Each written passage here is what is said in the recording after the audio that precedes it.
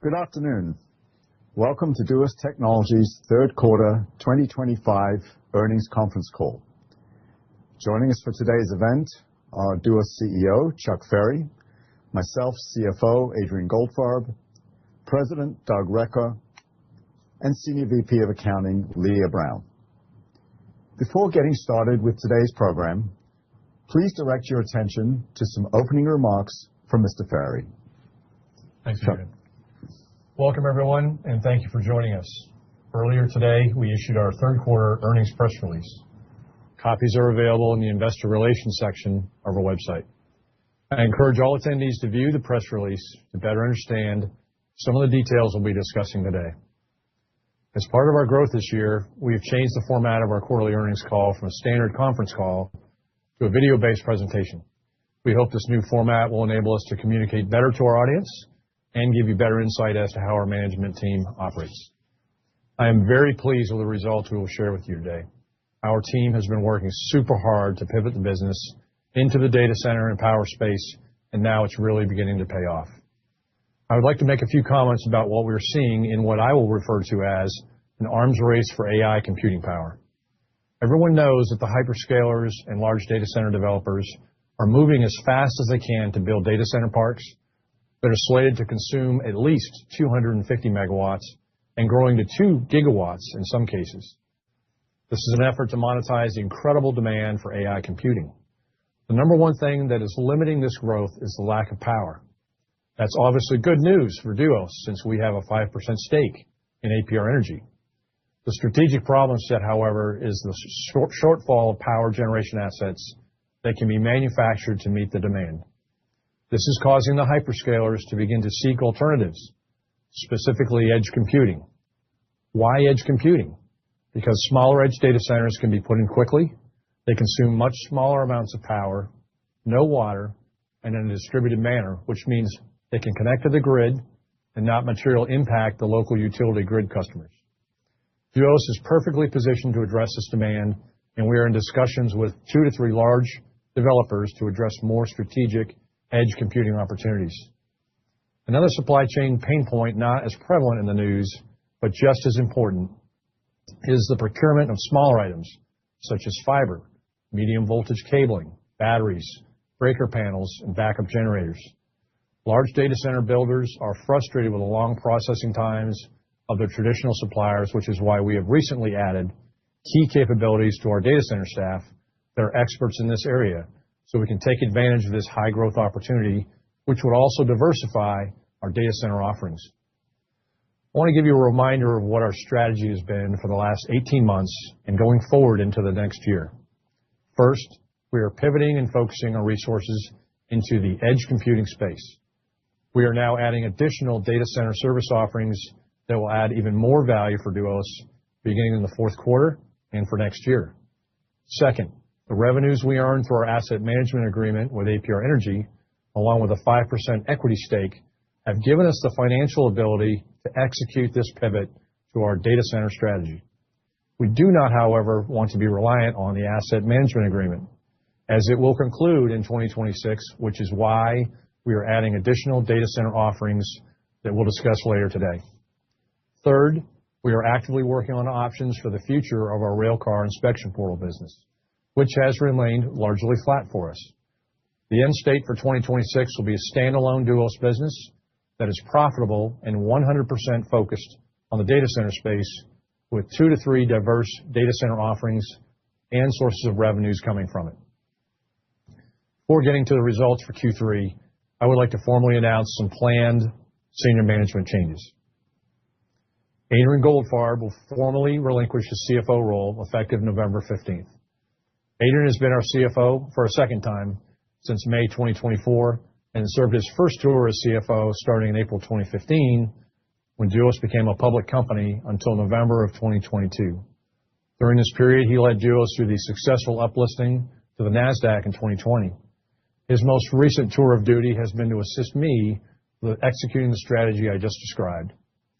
Over the past 18 months, we have accomplished a complete transformation of DUOT with the establishment of DUOT Edge AI and closing the deal with APR Energy and Fortress Investment Group.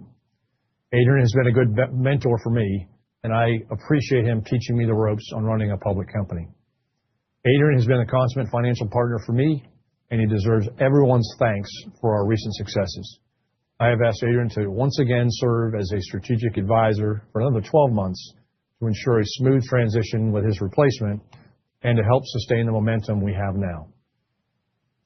Stepping up into the CFO role is Leah Brown, who has been our number 2 finance leader for the last 3 years. Leah had significant experience with other larger companies before joining us. Here at DUOT, she has played a key role in leading our finance team to meet the complexities of managing 3 diverse lines of business. Congratulations, Leah, and I look forward to working with you in your new role. I would like to make a few comments regarding APR Energy. As has been previously discussed, I currently serve as CEO to both DUOT and APR, and note that both companies have made significant progress this year. For DUOT, the asset management agreement has been a major success and contributor to DUOT's growth during this transition. During the next several months, APR, in conjunction with DUOT, will be establishing independent operations. While the short-term effect of this may be for DUOT to record less revenues in 2026 from the asset management agreement, DUOT's growth in the data center market from the edge deployments, supplemented by new initiatives into that market, are expected to more than offset any lower revenues from the AMA. With lower overall costs and expected higher margins, we anticipate that DUOT will record further growth in 2026, along with full-year profitability on an adjusted EBITDA basis. Leah and Doug will be commenting on our progress and growth plans in a moment. This concludes my formal remarks, and before turning the call over to Doug and Leah, I'd like to ask Adrian to give his perspective and closing remarks. My thanks again to all shareholders for your support, and I'll be happy to take questions at the end of our formal remarks. Adrian. Thank you, Chuck. As was just mentioned, I will be retiring again from the position of CFO. Before I say farewell, I would like to give my perspective on where the company is today and how well I believe we are positioned for strong growth in the years ahead. In the past few years, DUOT has invested heavily in both technology and operating capabilities. These strengths have allowed us to tackle complex projects and therefore positions us to capture many new opportunities. By the end of 2025, we will have deployed 15 of our edge data centers, achieved the highest revenues for a single year, executed multiple power projects, and begun a push into the market for data center equipment to bolster our EDC business. As Chuck mentioned, I will continue to be engaged with DUOT for the next 12 months, primarily to aid in the transition, and I plan to work closely with the senior management team to assist as necessary. I will be succeeded by Leah Brown, currently Senior VP of Accounting, who will assume the title of CFO effective November 15th. Leah has been the mainstay of the DUOT financial team for the past 3 years and has done an outstanding job of building out our capabilities and providing support for me as we navigated the capital markets in order to get DUOT properly funded, which was achieved this summer. Leah will give her remarks now, including guidance, but I am pleased to report that with the actions senior management has taken over the last 18 months, we have achieved positive adjusted EBITDA for Q3, 1 quarter ahead of our projection. Congratulations to everyone involved in this milestone achievement, and with that, I will now ask Leah to give the financial report for Q3. Over to you, Leah. Thank you, Adrian and Chuck. I especially want to express my heartfelt gratitude to Adrian for his leadership and many contributions over the years, and to share my appreciation as he prepares for his planned retirement. I look forward to continuing the strong relationship we've built as we move forward. Before presenting the formal financial report, I have a few opening remarks. In our last call, Adrian emphasized that the company's strategic pivot has positioned us in a completely different place compared to where we were this time last year. Working together with the management team, we've grown the business to a point where revenues for the first 9 months of this year is already higher than any full year in our history. We are proud of this milestone. It reflects the strength of our strategy and sets us up for the continued growth and even better results in the years ahead. As Adrian mentioned, we've achieved adjusted EBITDA profitability 1 quarter earlier than originally anticipated. We continue to evaluate our cost structure across the 3 subsidiaries, and during the 3rd quarter, we implemented targeted staff reductions related to the rail business that are expected to deliver accretive benefits in the 4th quarter and beyond. As Chuck mentioned, we are restructuring the rail business and reallocating resources to further support the growth in the Edge Data Center segment. Doug will share more details on the progress of our Edge Data Center strategy. Keeping that in mind, I'll now share the results for the 3rd quarter and first 9 months of this year. Total revenues for Q3 2025 increased 112% to $6.88 million, compared to $3.24 million in Q3 2024. And for the 9 months ended 2025, total revenues increased 202% to $17.57 million from $5.82 million in the same period last year. A significant portion of our Q3 2025 revenue, approximately $6.59 million, came from recurring services and consulting. Of this amount, $5.15 million came entirely from DUOT Energy's execution of the asset management agreement with APR Energy. Under this agreement, we manage the deployment and operation of a fleet of mobile gas turbines and related balance of plant inventory, while also providing management, sales, and operational support services to APR. Cost of revenues for Q3 2025 increased 88% to $4.36 million compared to $2.32 million for Q3 2024. And for the 9 months into 2025, cost of revenues increased 143% to $12.22 million from $5.02 million in the same period last year. The cost of revenues for the technology systems continues to decline compared to the same periods in 2024. This is primarily because we've been able to reallocate certain fixed operating and servicing costs to support the asset management, something we couldn't do last year because the agreement was not in place. Gross margin for Q3 2025 increased 174% to $2.52 million, compared to $919,000 for Q3 2024. And for the 9 months into 2025, increased 569% to $5.35 million from $799,000 in the same period last year. Gross margin improved, primarily due to DUOT Energy executing against the AMA, providing staffing and oversight of APR projects, including deployments in Mexico and Tennessee. This includes over $904,000 in revenue recognized during the 3 months ended September 30th, 2025. That was related to the company's 5% non-voting equity interest in the ultimate parent of APR, which carried no associated costs and therefore contributed at 100% margin. This also included $547,000 in revenue from deployment services. These revenues and related margin contributions were not a part of last year's results.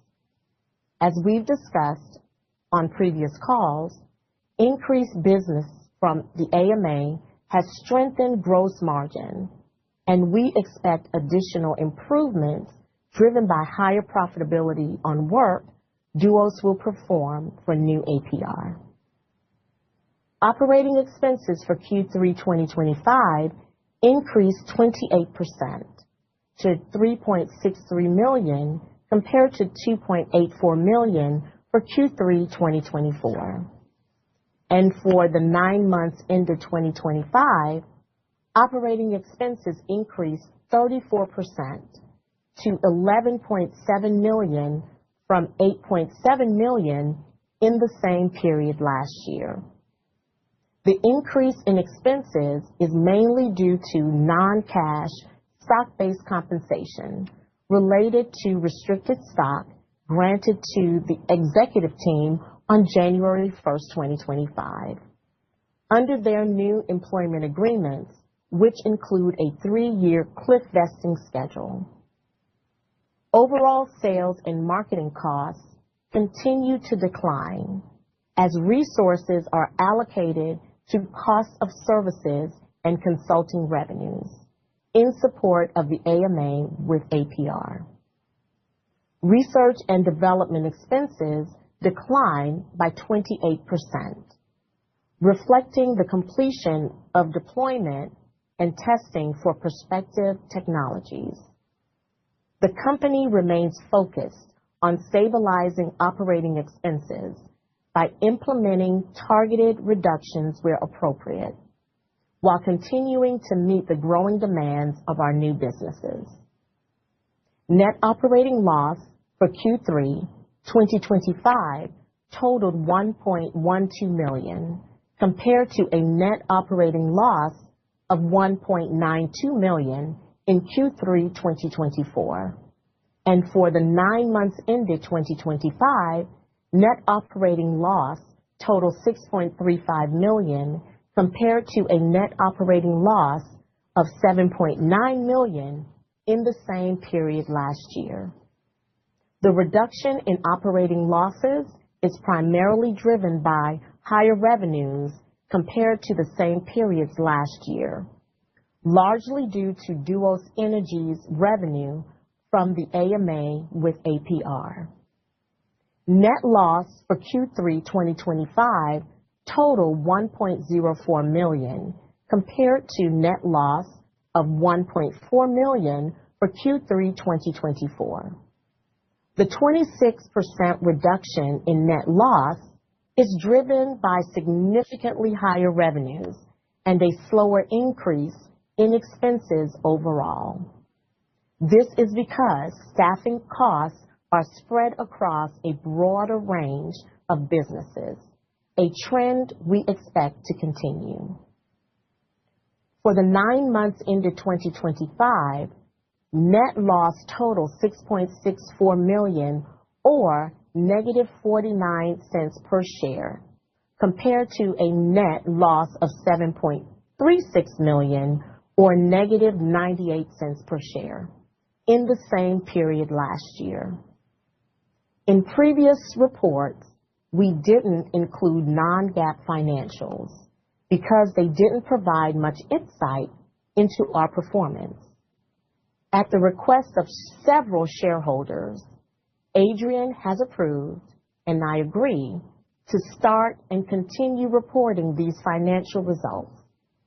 For the first time, we're including EBITDA and adjusted EBITDA summaries, which will be disclosed in the MD&A section of our Q3 10-Q. For Q3, 1 quarter ahead of prior guidance, we achieved full quarter profitability on an adjusted EBITDA basis, totaling a little over $491,000.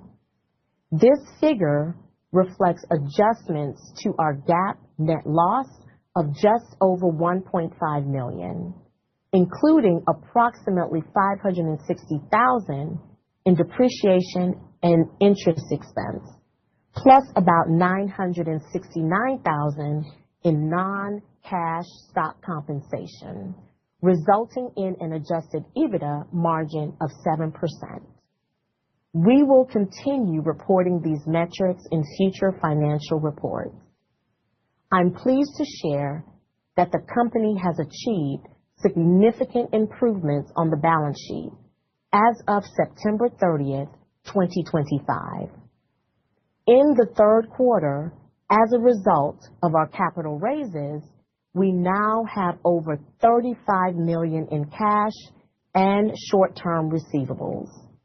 Conversely, in Q3 2024, we reported $6.7 million in cash and short-term receivables. This year-over-year increase marks a major improvement in our liquidity position, up approximately 422%. We also paid off all outstanding debt and master capital leases, leaving us with nearly $12 million in fixed assets, with the edge data centers that are now being deployed as the primary component. Shareholders' equity now stands at nearly $50 million in Q3 2025, compared to just $2.3 million in Q3 2024. This strong improvement reflects growing investor confidence and positive sentiment toward our long-term strategy. As previously discussed, a significant asset for Duos is the equity investment in Sawgrass APR Holdings, the parent of New APR. Our 5% equity holding in this business continues to be conservatively valued at over $7.2 million and is expected to generate profits in future years as a profits interest structure. We expect the value of our equity holdings to continue to increase over the coming year.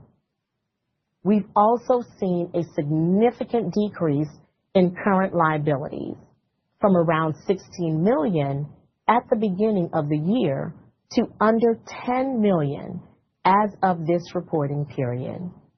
As mentioned earlier, Duos currently has no debt. Next, I would like to share an update on our backlog and pipeline. With expected revenues from managing and operating New APR Energy, upcoming deployments of our edge data centers, and current as well as anticipated rail contracts, our backlog represents nearly $26 million in revenue. Of that, about $9.5 million or more is projected to be recognized in Q4 2025. In addition, we expect another $4 to $5 million in near-term awards and renewals, signaling continued growth and strong demand for technology solutions, which Doug will cover later in the call. As our business continues to grow, I'll keep providing backlog updates in future earnings calls. I'm confident in our 2024 guidance and in our outlook for 2026 and beyond. The 2025 guidance. Sorry, in 2025 guidance. During our last call, we confirmed our annual revenue guidance, and I'm pleased to report that we remain on plan. We expect consolidated revenue from our 3 subsidiaries to be between $28 million and $30 million. Having achieved adjusted EBITDA profitability in Q3, we're confident we can maintain profitability going forward. This concludes my formal remarks. Now I'll turn the call back over to Chuck for his commentary. Thank you very much, Leah. I look forward to seeing you take charge as the CFO. And I'd also like to introduce Doug Recker as the newly appointed president of DUOT Technologies Group. As you know, Doug has many years of experience in the data center space and has previously served as a CEO and founder in 2 previous successful companies. I am very fortunate to have him with our team at this most opportune time. After successfully establishing our DUOT Edge AI subsidiary, Doug is now turning his attention to adding accretive business in the data center market. As president of DUOT, I have asked Doug to oversee the operational growth and transition as we descope some of our activities and replace these with new business opportunities in the data center market, where we are actively growing our presence. I would like now to ask Doug to give his remarks on our plans for the future. Over to you, Doug. Thanks, Chuck, and welcome shareholders and analysts to participating on this call. Let me first introduce myself. I've spent the majority of the last 30 years working in the data center world. My experience covers both the co-location space as the founder of Colo5 Data Centers, which was eventually sold to Cologix, and more recently as the founder of Edge Presence, an edge data center operator, which was sold to Ubiquiti. Although joining the DUOT team in 2024, I've had a relationship with the company going back a number of years, starting when DUOT was a client of mine at Colo5.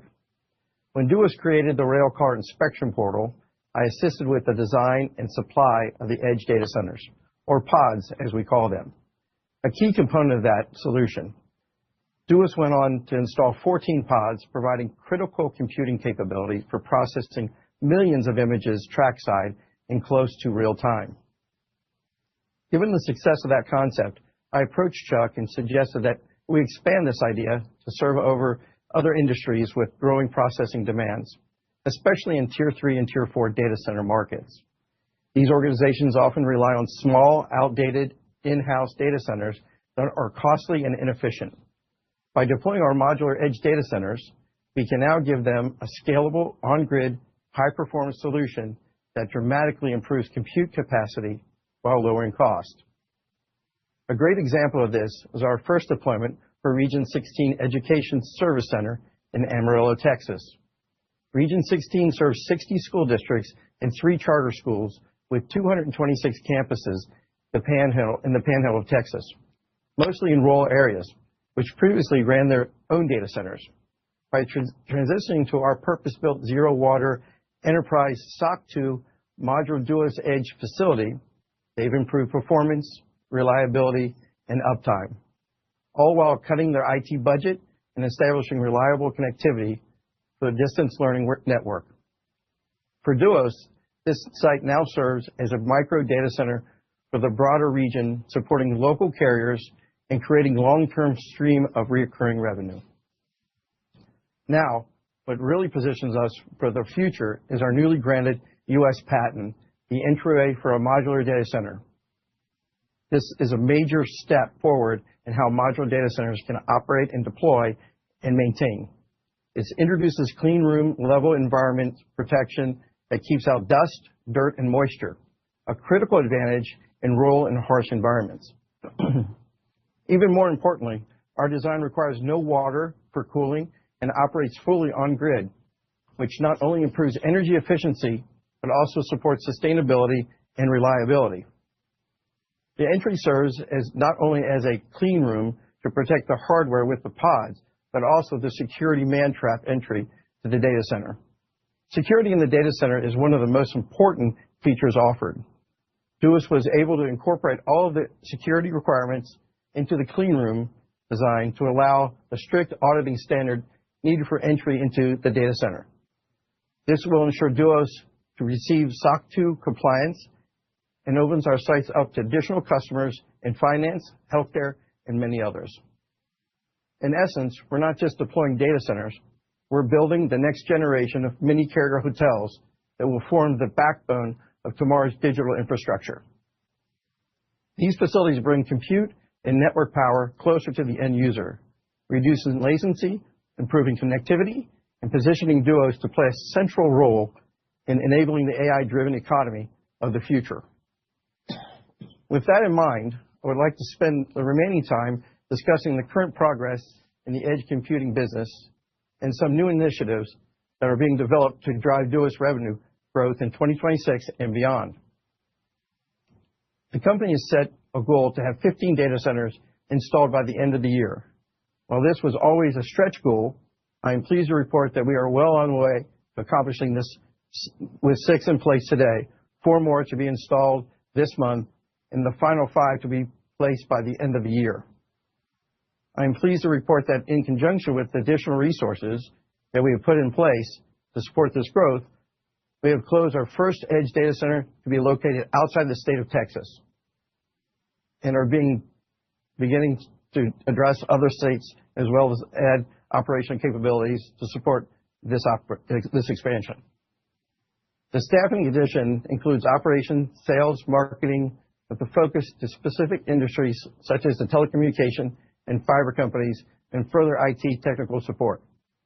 These additional resources are largely funded by already implemented cutback in the other Duos markets, notably Braille. Turning to the long-term growth of Duos, I'm conscious, although the AMA will APR has been a huge success and very much assisted us with all the pivot to the data center market, we do not expect to rely on this in 2026 for our growth. As Chuck mentioned in his introductory remarks, APR is moving to establishing its own operational platform.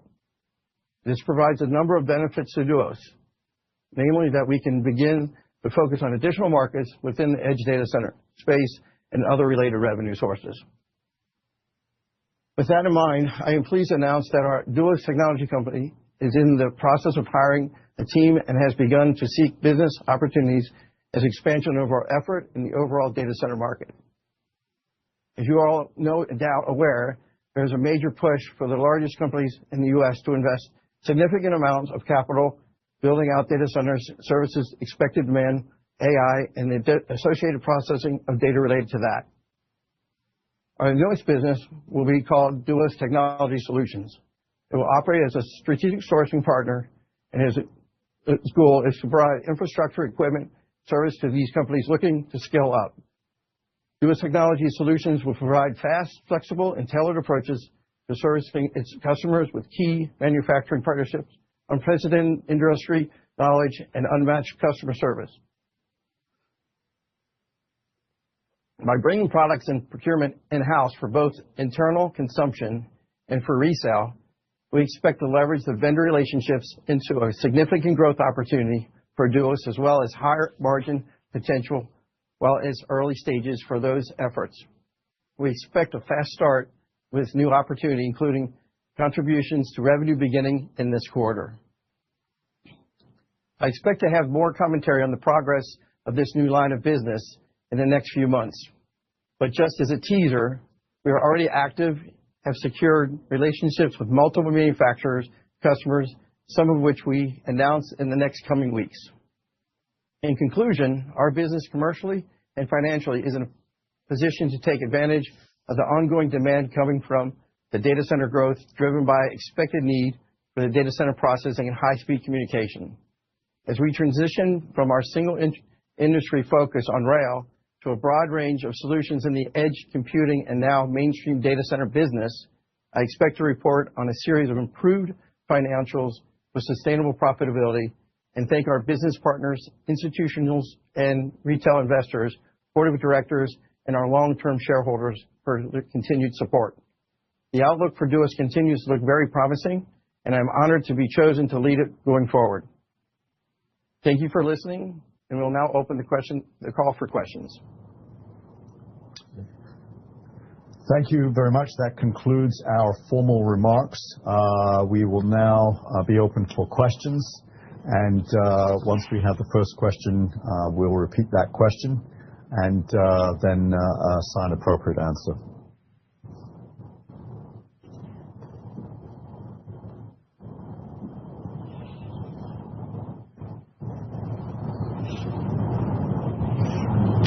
Okay, the first question's coming in.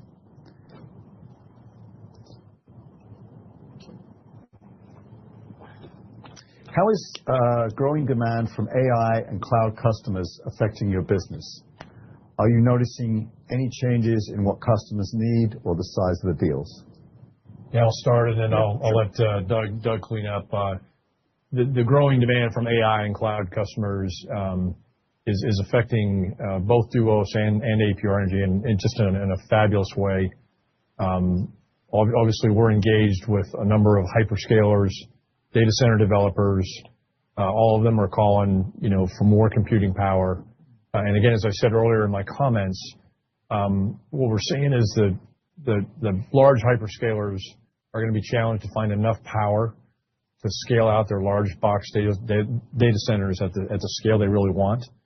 And so they are seeking those alternatives. And that's why I made those comments about the edge. And we turn it over to Doug as it relates to our DUOT. Right. That's great. The core, really, what we're doing is we're building out the network infrastructure in these tier 3 and tier 4 markets that don't have the connectivity, don't have the peering to actually make these AI applications work. So for them to feel and be able to use the apps and to be able to use true AI, they need a better, more robust network. So we're building the infrastructure, the core, to make that happen for the future. So when we go into a market and we drop a pod, we drop a 15 cabinet, 300 kW pod, our goal is to bring the carriers in with the customers. So as the carriers come in, they cross-kick, they start to peer, you build that big infrastructure out in that market, and then you lock that market down. So everybody basically will come to you to cross-connect to get access to that network. And Doug, for us non-data center experts, when you say those tier 3, tier 4 markets, we're really talking about underserved rural markets that just don't really have the access to the data like some of us enjoy today. Correct, yes. And in those markets, let's just say a Corpus Christi or a Lubbock or Amarillo, Texas, in those markets, it doesn't make sense to build a $30 or $50 million carrier hotel or a data center. What does make sense is to build modular. And when you build modular out, you build the nucleus, you build that first power and network facility out, and then you grow from there. So what our plan is, we deploy these, we bring that main carrier connection point, and then you put pods to it. When you add more pods, you add more customers. So you can grow those pods and build basically as much network as you want, and take it down as the customers need it. Perfect. Thanks, Doug. Okay, very good. The next question. You reported a 112% year-over-year revenue increase and positive adjusted EBITDA this quarter. Can you elaborate on what drove this performance and how sustainable this trajectory looks heading into 2026? Yeah, I'll take that one. Based on Leah's comments, we've been very fortunate this year to have gotten into the deal with new APR Energy and Fortress Investment Group. That's our asset management agreement, where the DUOT staff that has a lot of expertise and former folks that have worked at APR has been commercially striking contracts, maintaining and deploying those assets, and then operating and maintaining them on the site. So APR has had a terrific year because of the demand and power, and that has resulted in us hitting the revenue projections that we expected for the asset management agreement. Like I said, though, I want to reiterate, all of us here at DUOT recognize that the asset management agreement is a 2-year agreement. And so, we're already, pretty much through the first year.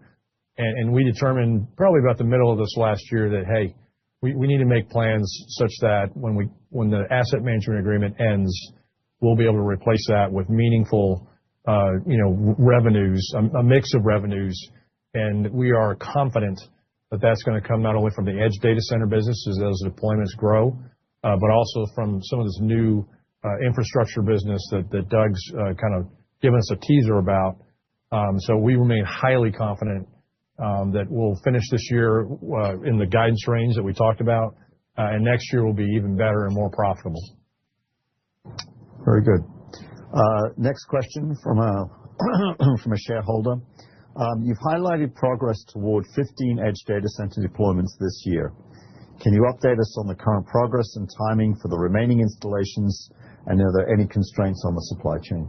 Yeah, I'd love to take that. So yes, we're actually hitting on all cylinders. So we have 6 of them on the ground. We have 4 of them actually coming off the factory this month that are going straight to the site. And then we have 5 more coming off the factory at the end of this month and early December. They're all allocated to go to specific markets where the pads are being poured. So we're on track. Actually, our funnel is a lot deeper than that, but we didn't want to push it. So we're hitting the 15. And as far as procurement of our product, what's great about the niche that we're in is, like I said earlier, these pods are 300 kW. So they're not 2, 10, 15 meg pods. So almost everything that we put inside this pod is, I want to say, almost off the shelf. You know, our lead times aren't that long. So getting into a market deploying the pod is a lot easier when you're going after 300 kW instead of going after 10 meg. And so everything that's being built, all the infrastructure inside these pods is pretty quick turnaround. So we're lucky with that. Great. Next question comes from an analyst. With your new modular data center patent now granted, how does this technology enhance your competitive advantage, and how do you intend to monetize it? I guess that's I would love to take that one. We worked real hard on that. It's your invention. Yeah. We worked real hard on that patent. So it's a wonderful piece. So basically what we've learned over the years of deploying tons of these pods, what you'll find is over 2 years, 3 years, the pressure is so strong inside these pods. So you're putting 90 ton of cooling in 200 square feet. So when you open the door, it pressurizes, but it does bring in dust, especially in these harsher environments. And what happens over time is those servers, you start to notice they're getting dust on those servers. And it depends on which market they're in. Texas is they have a lot of dry dust. So what will happen is those Dell servers, those Cisco routers, all that stuff will start getting dust on it. And they start saying, well, we're not going to honor their warranties because this is not natural. So what we've done is we've created basically what's called a clean room. So when you open the first door, you walk into the pod and it cleans basically everything off you. Air blows, it filters the air, and it runs for about 30 seconds. And then a green light will come on and it lets you know you can open the next door. But inside that clean room also works as an auditing standard. So we know who is in the pod. It has the AI where it comes down on the customer and it realizes that that's a backpack on their back, not another person. So that's why when we get our SOC 2 audits on all these pods, we can do financial, we can do healthcare. You can't do that in a pod with anybody else. Without having this room, I don't know how you're going to compete in these markets. Especially nowadays, a cabinet can be $2 million worth of gear. So customers want that clean environment, and now we can provide that with that patent. Very good. Next question is, how is growing demand from AI and cloud customers affecting your business? Are you noticing any changes in what customers need or the size of the deals? So I think this is kind of a repeat question, but Doug, maybe we can just talk about the size of the deals, right?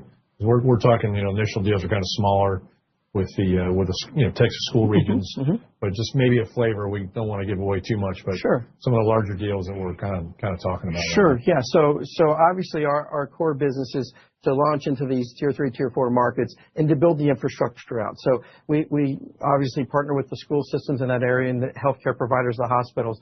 But as you're building out that core infrastructure, remember the key here is you're bringing the carriers in, and now there's multiple carriers in your pod. And what happens now is hyperscalers or anybody that actually wants to compute can come out and piggyback against these pods. So prime example, say somebody needs 5 meg. We can actually build a 5 meg, 2 pods, 5 meg in 120 days and deploy that a lot quicker than you can deploy a 30 meg site.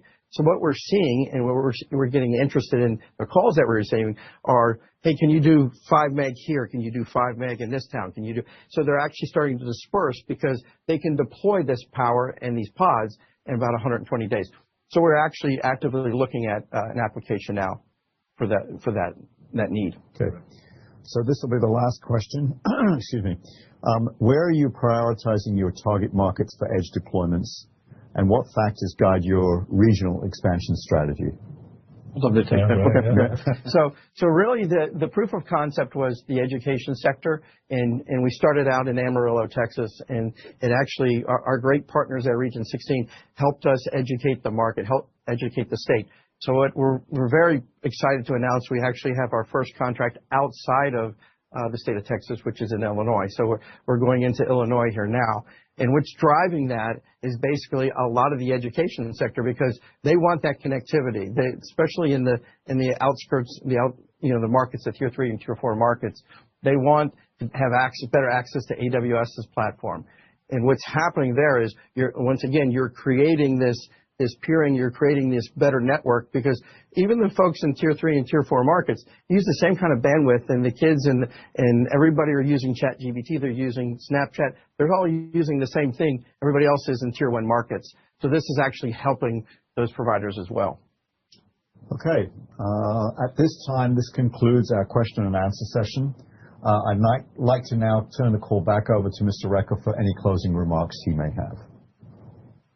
Thank you all for joining us for the Duos Technologies Group third quarter 2025 earnings call. Any unanswered questions from the Q&A participants will receive feedback via email. We now conclude today's earnings call. You may disconnect. Thank you.